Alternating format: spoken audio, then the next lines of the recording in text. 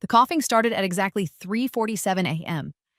I lay perfectly still in my bed, listening to the wet, rattling sound echoing through the thin walls from my stepmother's room.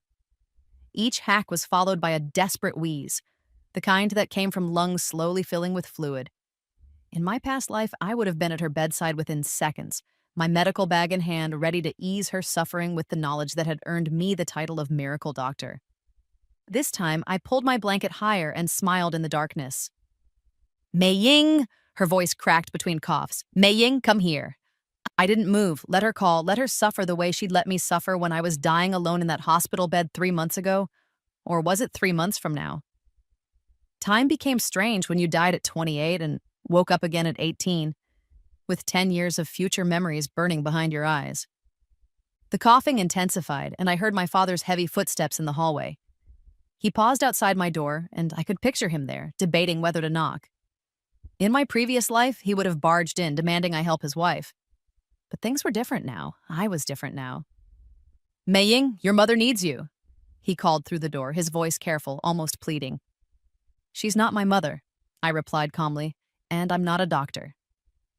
Silence stretched between us before his footsteps retreated. I heard him on the phone, probably calling Dr. Chen from the district hospital. Good luck with that. Dr. Chen couldn't diagnose a common cold correctly, let alone the rare autoimmune condition that was slowly destroying my stepmother's respiratory system. I knew because I'd watched it happen before, in that other timeline where she'd recovered only because I'd spent 3 sleepless nights researching her symptoms and formulating the precise treatment that saved her life. The same woman who 2 years later would forge my signature on documents to steal my inheritance. The same woman who would spread rumors about my mental instability to have me removed from my position at the hospital. The same woman who would watch from the doorway as my stepsister Lynn deliberately contaminated my IV line, leading to the sepsis that killed me.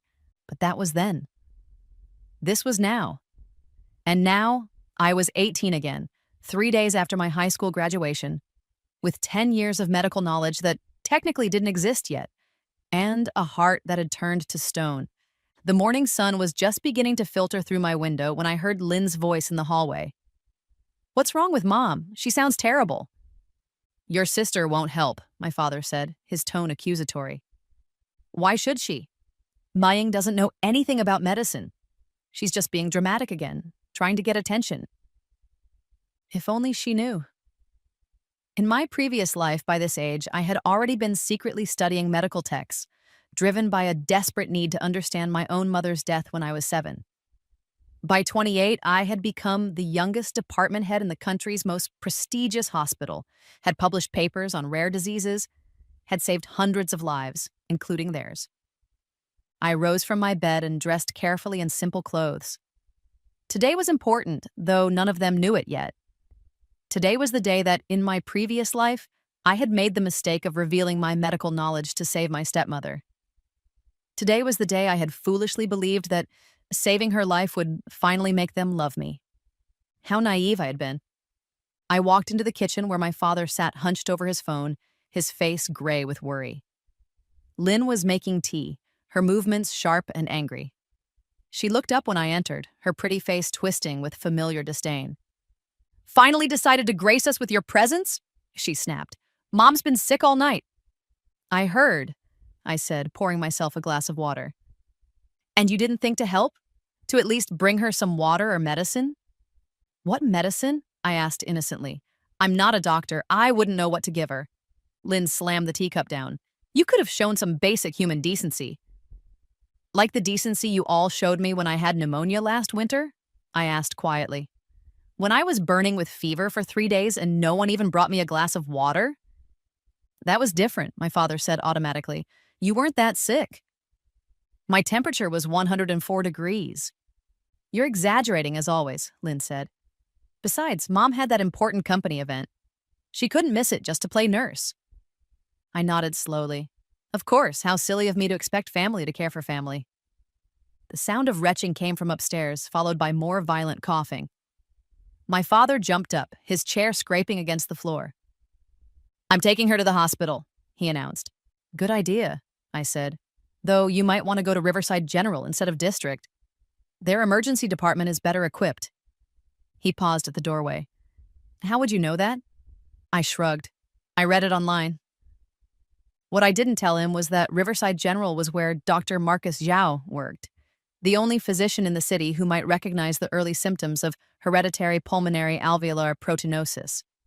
In my previous timeline, it had taken 6 months and my intervention before my stepmother was correctly diagnosed. This time, if they were lucky, Dr. Zhao might catch it in time. Or he might not. It wasn't my concern anymore. After they left for the hospital, taking Lynn with them, I sat alone in the quiet house and let myself remember everything. The memories came in waves, each one sharp and bitter. I remembered the day my real mother died. I was 7, and she had been sick for months with what the doctors dismissed as general weakness. My father had already started seeing Zhang Wei, my future stepmother, by then. He was too busy with his new romance to notice how my mother's symptoms worsened whenever she ate the special herbal soup Zhang Wei so kindly brought over. It wasn't until years later in medical school that I learned about chronic thallium poisoning and recognized the symptoms I had watched destroy my mother. I remembered my 8th birthday, the first one after my mother's death. Zhang Wei had officially moved in by then, bringing Lin, who was only a year younger than me. There was a party, but it wasn't for me. It was Lin's welcome to the family celebration that just happened to fall on my birthday. I spent the day in my room, forgotten, while everyone fawned over the pretty new daughter. I remembered high school when I won the national science competition, an achievement that should have guaranteed me a spot at any university I wanted. But Zhang Wei convinced my father that the prize money should go toward Lin's piano lessons because the arts are more suitable for girls than hard sciences. I watched Lin waste that money, quitting piano after 3 months to pursue painting, then quitting that for dancing, then quitting that too. I remembered medical school, which I had to finance myself through scholarships and working 3 jobs, because my father claimed he couldn't afford to support 2 daughters' education, even though Lin's art degree at a private college cost 4 times more than my medical degree at a public university. I lived on instant noodles and 4 hours of sleep, studying in the library until my eyes burned, while Lin posted photos from her European graduation trip. I remembered my residency, the 100-hour weeks, the constant exhaustion, the way my hands would shake from fatigue as I sutured wounds at 3 in the morning. And through it all, the family never once acknowledged my achievements. When I graduated top of my class, they didn't attend the ceremony. When I performed my first successful surgery on a child with a rare heart defect, saving her life, they said I was showing off. When I was featured in a medical journal for my innovative treatment protocol, Zhang Wei told everyone I had probably slept with the editor. But the worst memories were of the times I helped them, despite everything, like when Lin developed a mysterious rash that covered her entire body. The dermatologists were baffled, suggesting everything from psoriasis to lupus. I spent my only day off in weeks researching, eventually diagnosing her with a rare reaction to the illegal skin whitening cream she'd been secretly using.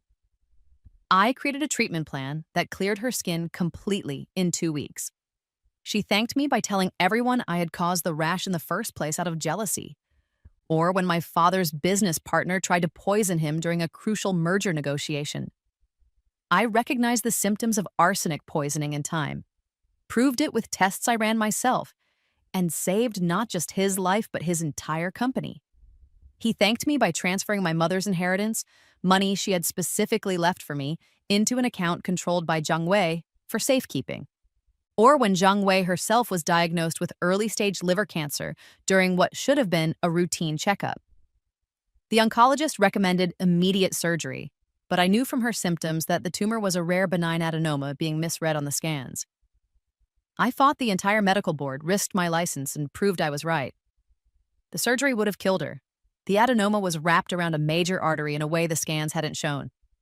Instead, I developed a treatment plan that shrunk the growth without invasive procedures.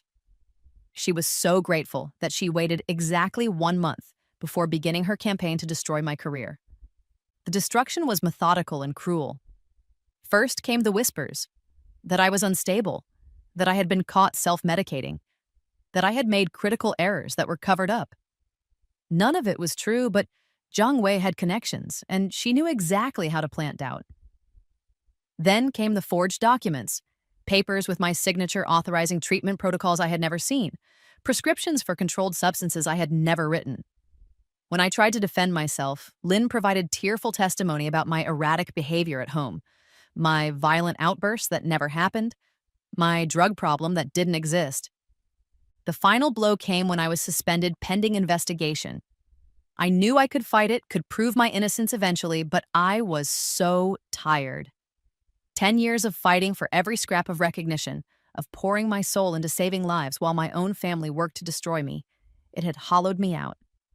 When I developed a simple infection from a cut on my hand, my immune system, weakened by years of stress and poor self-care, couldn't fight it off. It progressed to sepsis with shocking speed. I lay in that hospital bed, burning with fever, organs failing one by one, and they came to visit exactly once. Not to comfort me, but to ask about my research notes. Jung Wei wanted to know where I kept my files on rare disease treatments. She had a friend whose daughter needed help. Lynn wanted my apartment key because she had her eye on my location. My father wanted to know if I had any life insurance policies. I died alone at 2:15 a.m. on a Tuesday. My last thought, a bitter prayer, that if there was any justice in the universe, I would get a chance to show them what it felt like to need help and be denied. And then I woke up, 10 years in the past, 18 years old again, with all my medical knowledge intact and a heart frozen solid by betrayal. The universe, it seemed, had a sense of humor after all. The phone rang, interrupting my dark reverie. My father's number flashed on the screen. I let it ring 3 times before answering. "The doctors can't figure out what's wrong with her," he said without preamble, his voice tight with panic. "They're running tests, but she's getting worse. The attending physician wants to admit her, but he doesn't seem to know what he's doing. Meiying, I know you've been reading medical things online. Is there anything at all you might have come across that could help?" In my previous life, this was the moment I broke. This was when I rushed to the hospital, diagnosed her condition within hours, and spent the next 3 days creating a treatment protocol that would save her life. This was when I proved my worth and earned nothing but more contempt. "I'm sorry, Father," I said calmly. "I'm just a high school graduate. I wouldn't know where to begin with something like that. I hope the doctors figure it out soon." I hung up before he could respond. The next 3 days passed in a strange blur. I went through the motions of normal life, eating, sleeping, reading. Meanwhile, my phone buzzed constantly with updates from the hospital. Jung Wei's condition deteriorated steadily. The fluid in her lungs increased. Her breathing became more labored. The doctors tried antibiotics, assuming pneumonia. They tried steroids, thinking it might be an allergic reaction. They tried diuretics to clear the fluid. Nothing worked. On the 4th day, Lynn called me directly. Her voice had lost all its usual arrogance, replaced by genuine fear. "She's dying, Meiying. The doctors are talking about putting her on a ventilator. Please, if you know anything at all that might help." I told Father I'm not a doctor. "Stop being such a bitch," Lynn screamed into the phone. "This is our mother we're talking about." "Your mother," I corrected. "My mother died when I was 7, remember? The woman you and Zhang Wei used to joke about? The one whose jewelry Zhang Wei wears? The one whose photos she threw away?" Lynn was silent for a moment, then quieter. "That's in the past. We're family now." "We were never family," I said. "Family doesn't forge signatures. Family doesn't spread lies to destroy careers. Family doesn't stand by and watch while someone dies alone." "What are you talking about? You're not making sense." Of course she didn't understand. In this timeline, those betrayals hadn't happened yet. But I remembered every one of them, and that was enough. "Ask the doctors to test for hereditary pulmonary alveolar proteinosis," I said finally. "I read about it in a medical journal once. The symptoms match." It was more than I had planned to give them, but I wasn't completely heartless. I gave them the diagnosis, but not the treatment. Let them figure out the rest. I found out later that it took the doctors another 2 days to confirm the diagnosis, and even then, they struggled with the treatment. The standard protocol wasn't working because, as I knew from my previous life's research, Zhang Wei had a rare genetic variant that made her resistant to the usual medications. Without my specific formulation, which involved a combination of treatments that wouldn't be standard practice for another 5 years, she would continue to deteriorate. She survived, barely. The damage to her lungs was permanent. She would need oxygen therapy for the rest of her life, would never be able to climb stairs without gasping for breath, would spend her remaining years tethered to machines. The woman who had prided herself on her appearance, who had spent my mother's money on clothes and cosmetics, was now hollow-eyed and gray-skinned, aged 20 years in a matter of weeks. But I was just getting started. 2 months after Jungwei's illness, I enacted the next part of my plan. In my previous life, I had discovered by accident that Lynn had a rare genetic condition, familial Mediterranean fever, that remained dormant unless triggered by specific factors. One of those triggers was a particular combination of foods, shellfish and red wine, consumed within a short time frame. The reaction wouldn't be immediate, but would build over repeated exposures until it reached a critical point. Lynn had developed a taste for expensive seafood dinners since Jungwei had recovered enough to return home. Every Friday, she would go out with her friends to the most exclusive restaurants, posting photos of oysters and champagne, lobster and wine. I made sure to like every photo, to comment on how delicious everything looked, to encourage her indulgence. It took 6 weeks before the first attack hit. I was in my room studying for the medical school entrance exam because this time I would do things properly, would build my career without their interference.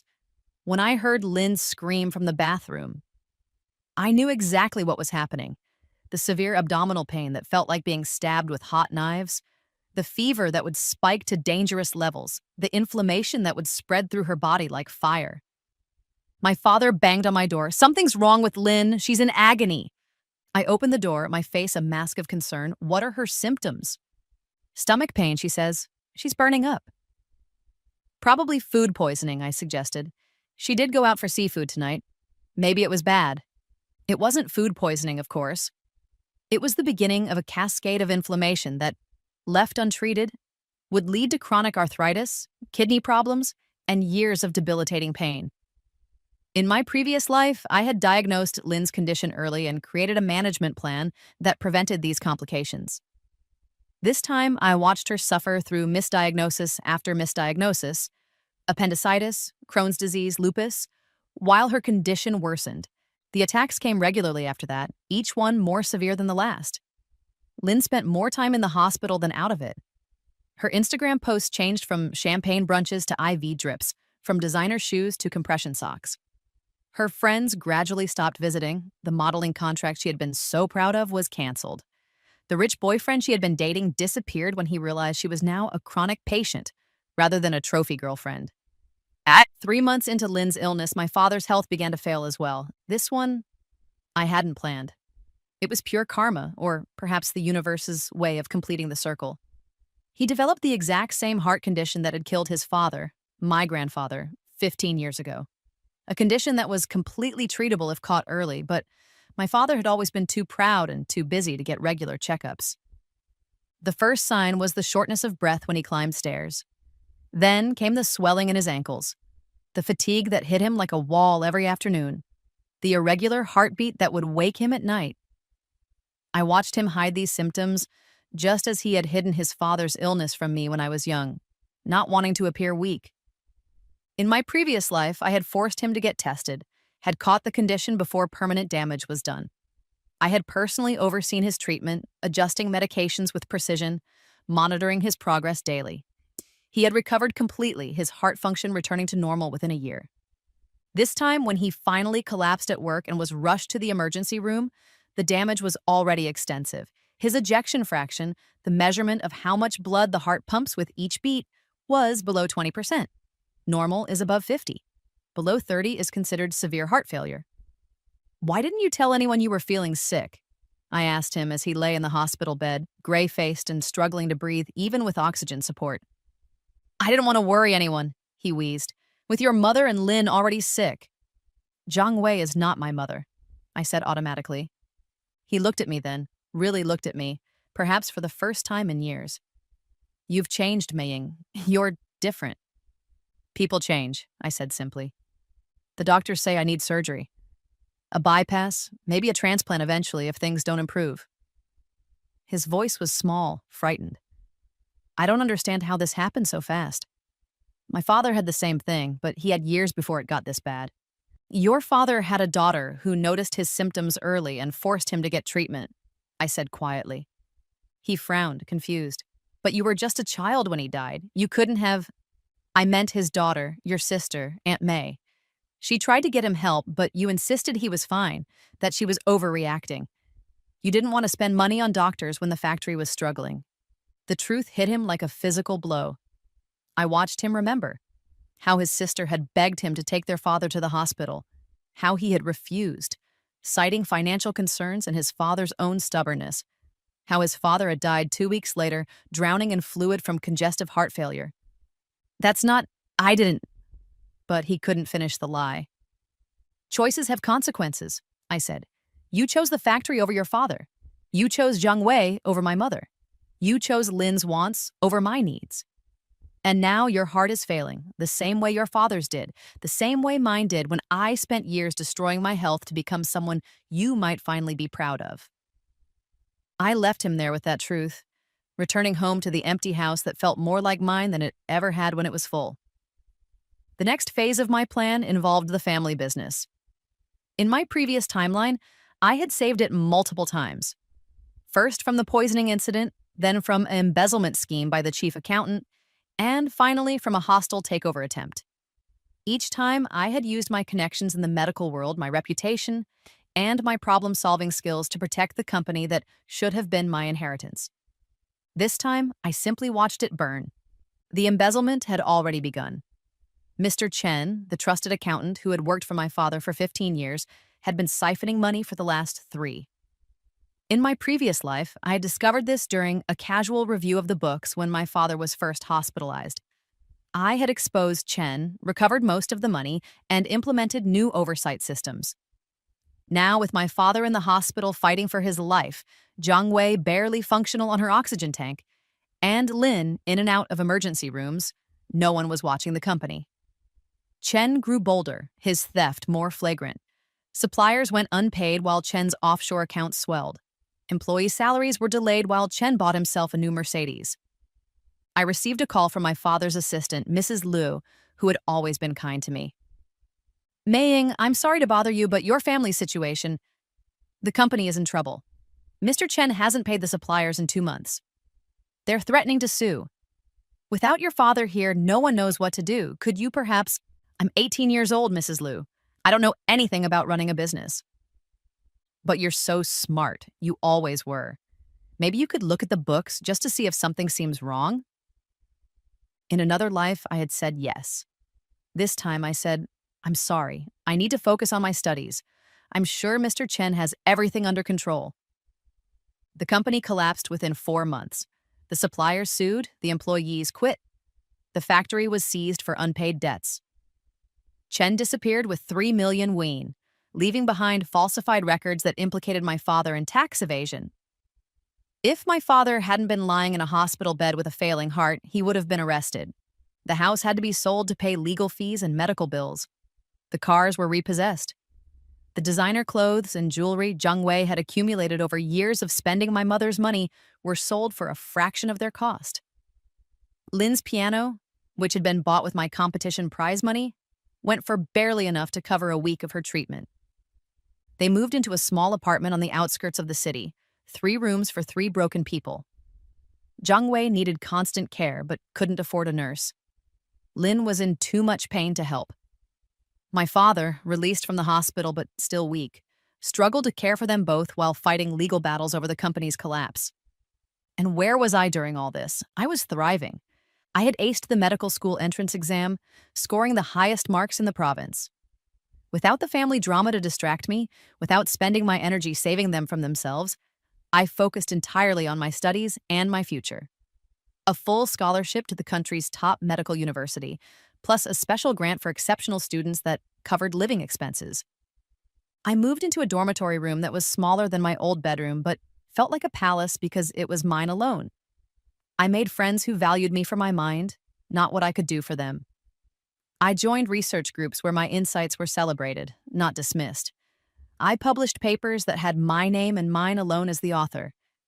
But the universe wasn't done with its justice yet. 6 months after I started medical school, I received a call from an unknown number. It was Lynn, calling from a hospital payphone. Meiying, please, I know you hate us, but please. Mom is dying. The doctors say her lungs are failing completely.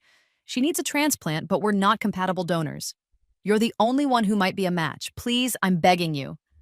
I'm not a match, I said simply. You haven't even tested. I don't need to. I have a rare blood type mutation. I discovered it during a biochemistry lab. I'm not compatible with anyone in our family. It was a lie, of course. I was a perfect match. In my previous life, I had been ready to donate part of my lung to save her when her condition had deteriorated after years of poor management. But she had recovered just enough with treatment to avoid the transplant. This time, without proper care from the beginning, her lungs were too damaged. Then help us find another way. You're in medical school now. You must know something, anything that could help. I'm a first-year student, Lynn. I'm learning basic anatomy. I'm not qualified to give medical advice. You gave advice before. You diagnosed her condition. I made a lucky guess based on something I read, that's all. Lynn was sobbing now. She's going to die, Meiying. She's going to die, and you could save her if you wanted to. How can you be so cruel? I learned from the best teachers, I said, and hung up. Zhang Wei died 3 weeks later. I didn't attend the funeral. I was told later that only a handful of people came. The family that had once commanded respect in social circles had fallen too far. Lynn gave a eulogy through her tears, talking about what a wonderful mother Zhang Wei had been, how she had sacrificed everything for her daughters. Daughters, plural. Even in death, they were trying to claim me. My father lasted another year. The heart surgery had been partially successful, but the stress of Zhang Wei's death, the loss of the company, and the constant legal battles weakened him beyond recovery. He spent his last months in a charity ward, the kind of place he had once donated to for tax breaks while looking down on the patients there. I visited him once near the end. He was skeletal, his skin gray and paper-thin, machines keeping him alive.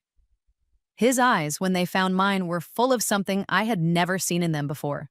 Understanding. I know, he whispered. Know what? What we did to you, what we took from you, your mother, she would have been ashamed of me. I said nothing. There was nothing to say. Is this karma? He asked. Is this punishment for how we treated you? This is consequence, I said. Every choice has one. You chose to neglect your health while managing everyone else's life. You chose to ignore symptoms that your father displayed before his death. You chose to trust the wrong people with your company. These are the results of your choices. And you? His voice was barely audible.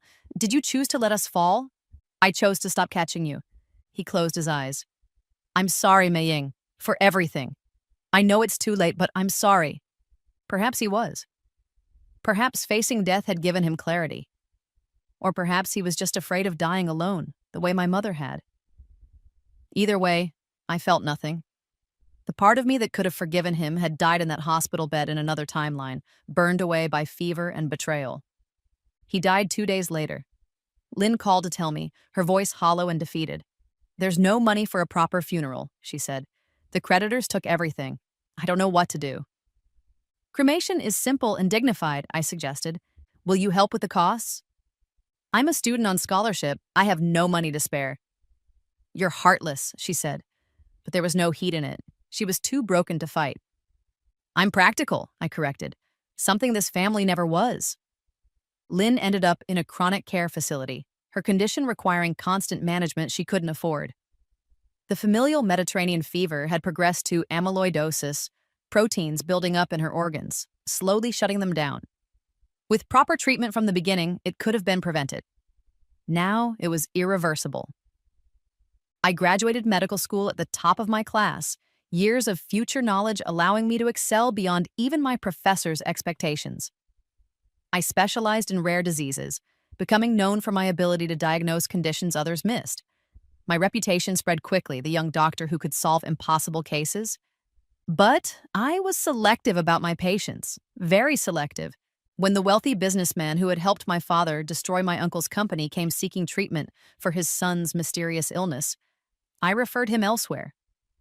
When the judge who had ruled against my mother's family in the inheritance dispute developed symptoms no one could explain, I was too busy to consult. When Zhang Wei's sister, who had stood by and watched as my mother's possessions were sold off, begged me to save her husband, I expressed my sincere regrets that my schedule was full.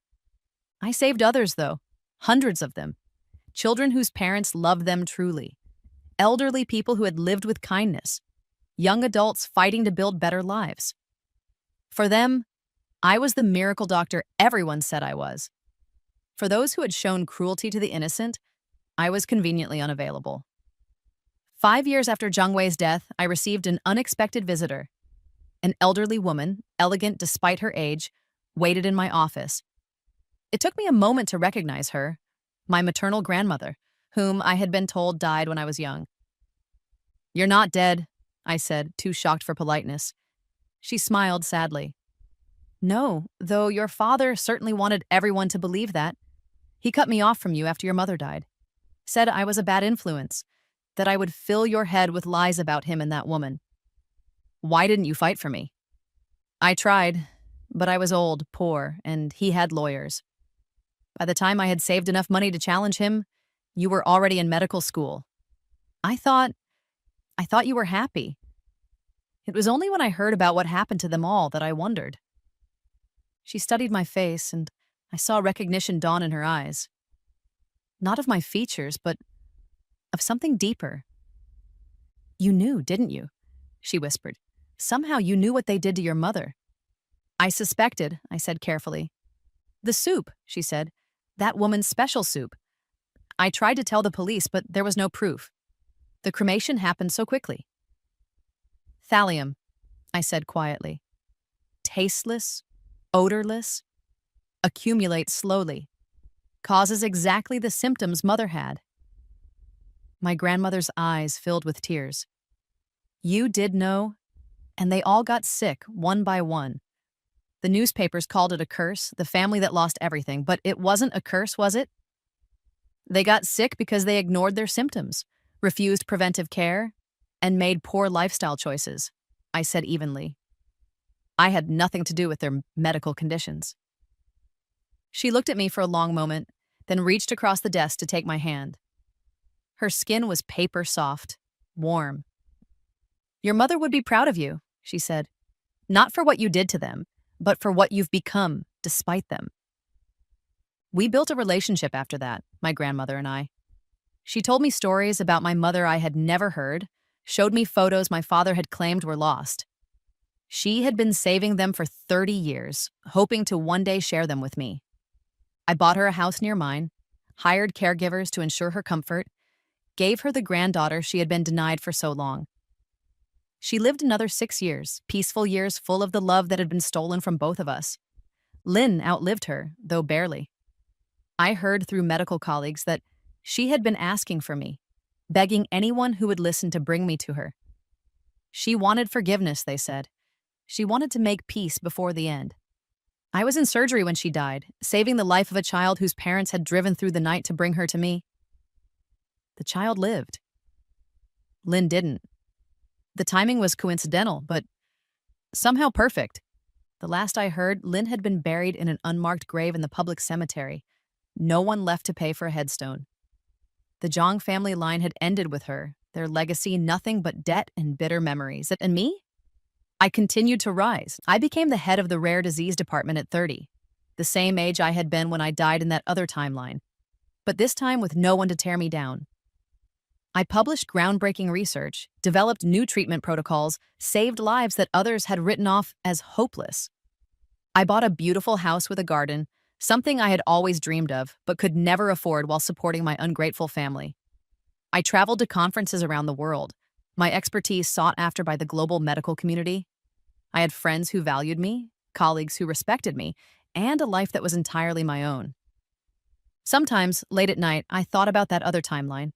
The one where I had given everything to save people who despised me for it, where I had burned myself out trying to earn love that was never available, where I had died alone, abandoned by those I had sacrificed everything to protect. This timeline was better, not kinder perhaps, but more just. I stood at my office window, watching the sunset over the city. In my hand was a medical journal featuring my latest research on the cover, a treatment protocol that would save thousands of lives. On my desk was a photo of my mother and grandmother, both smiling, both at peace. The phone rang, another patient, another life to save. But this time, I would choose who was worthy of saving. This time, I would protect my gift instead of wasting it on those who would destroy me for it. I had been reborn with the knowledge of a miracle doctor, but more importantly, I had been reborn with the wisdom to know that not everyone deserved miracles. Some people deserved exactly what they gave to others, nothing. And as I picked up the phone to hear about another rare case that needed my expertise, I smiled. The young mother on the other end of the line was crying, begging for help for her child, promising anything if I could just save her baby. I heard love in her voice, real love, the kind my mother had felt for me, the kind Zhang Wei had never been capable of. "Bring her in immediately," I said. "I'll be waiting." This child I would save. This mother I would help. This family, who loved each other truly, deserved the miracle of my knowledge. As for those who had watched me die alone in another life, they had already received exactly what they deserved. The same cold indifference they had shown me, reflected back at them when they needed warmth the most.